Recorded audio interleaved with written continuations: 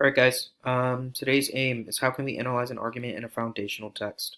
As always, make sure that you log in to your email and go fill out that attendance form for Mr. Boyd. That is your daily attendance for each day for being quote unquote present to school.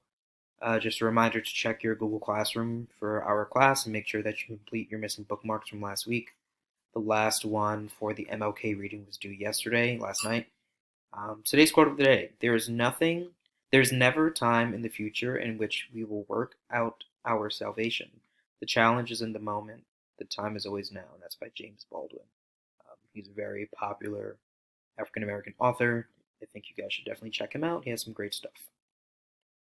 So today's agenda, we're going to go over the flow of the week. I'm going to go over your task, and I'll do a very brief intro on some literary techniques that are used for persuasive writing, because the text you're reading this week will be, they're primarily persuasive texts. And then I'll go over my contact information again. So today, Monday and Tuesday, you guys are going to be doing an analysis of the argument in Thomas Paine's The Crisis, and your assignment will be due tomorrow night at 11:59 for that. And then tomorrow on Tuesday, I'm going to give you guys a mini writing task. The task will be due Wednesday night. I need to put that in here, sorry. And then Wednesday and Thursday, you do an analysis of the argument in Civil Disobedience by David Thoreau. And that assignment will be due April 2nd by 11:59. And then Thursday, I will give you your writing task for that based off of Civil Disobedience. And that will be due Sunday by 11:59. So this is just so we have some clarity on some due dates and you know what we're looking at for the rest of the week. So your task, it's due by tomorrow at 11:59 again. So the first thing you're going to do is you're going to read the PDF of an excerpt that I gave you from The Crisis by Thomas Paine. Make sure that you read the background information about Thomas Paine. It's on page 169, so that'll be the first page of your PDF. And I'm just going to remind you to refer back to the vocabulary that we preloaded at the beginning of the unit. These are words that are going to continue to appear for us in the text that we close read. You saw some of those words in the MLK speech, so I'm going to post a document just to remind you of those vocab words. As you read, just make sure that you're mentally annotating and gisting. I know it's difficult to annotate a text electronically and to try to annotate something that you don't have on paper. But to help with that, you guys are going to log and create 3 questions that you ask yourself as you read. As active readers, we always are asking ourselves questions as we read a text. These can be who, what, when, where, why questions, or even wonderings that you have about the text. Just a note, you're not answering these questions at all. These are just questions that you're asking yourself as you're reading. Number 3, you're going to complete 7 of the 10 comprehension questions based on the text and need to provide textual evidence and an explanation in your responses. And I'll go over those questions in a moment. So here are some literary devices and techniques that we should be looking for whenever we analyze a foundational document. So here, every technique is in bold. So you have emotional appeals, you have loaded language, ethical appeals, appeals to association, and appeals to authority. So emotional appeals are attempts to persuade by eliciting strong feelings such as pity or fear. And you'll see that a lot in Thomas Paine's text, and you'll also see it a lot in Thoreau's text. These appeals, so emotional appeals, rely on what we call loaded language in English, which are words that have strong positive or negative connotations, meaning that when you say a word, it has a positive meaning behind it or a negative meaning behind it, based off of the word. That's called a connotation.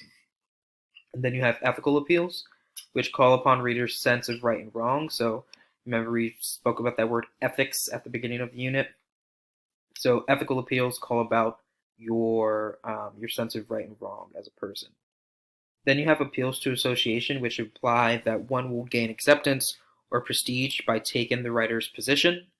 And then lastly, you have appeals to authority, which call upon experts of others who warrant respect. So oftentimes, a lot of writers, especially world leaders, leaders of movements, they'll call upon experts in certain fields, and they'll quote their work as a means to kind of appeal to their authority because the reader often respects that authority. And you'll see that a lot in Paine's writing.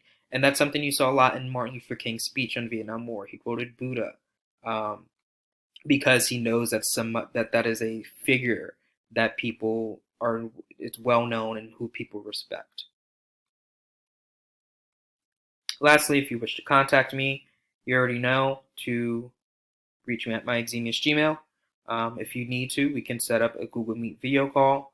If you prefer phone or text, I can give you the number as needed. And then a lot of you have been doing this in addition to emailing. You can leave a private comment on your assignment in Google Classroom. Let's just go over to the assignment. So I kept the aim up here for you guys. The Crisis was written in 1775. That was like its original publishing date, but the official publish date was actually 1776. These are the same directions that are on the slide. So again, you're going to read the PDF excerpt. I want you to read the background information about Thomas Paine on page 169. Fun fact, his cottage that he lives in is not too far from my house. As you read, you want to mentally annotate and gist. Again, 3 questions you need to ask that you should have asked yourself as you read, and then you are answering 7 of the 10 comprehension questions. This is your rubric, how this is going to be graded. You always want to aim for 4. This is about your questions and then the response to those questions. This is where you'll place your 3 questions. You can choose to do all 5, but I'm only requiring that you create 3 questions, and then you're answering only 7 of these questions. If you choose to answer more than 7, I will grant any correct response with bonus points. So say you answered 1, 2, 3, 4, 5, 6, and 7, and then you decided you were going to answer number 8 and number 9 on your own. If the responses to 8 and 9 are correct, I will grant you bonus points on that. If you guys have any questions, please contact me. Let's look at the text. This is the PDF of the text. Again, it's on the assignment in Google Classroom. You're going to read this background information about Thomas Paine, and then you're going to read the actual excerpt, which is again called The Crisis. It's only 4 pages. And again, I want you to refer back to those major vocab words that we preloaded at the beginning of the unit. I'm going to share that document with you shortly. If you have any questions, email me, send a pigeon, text, call. Stay safe, everyone.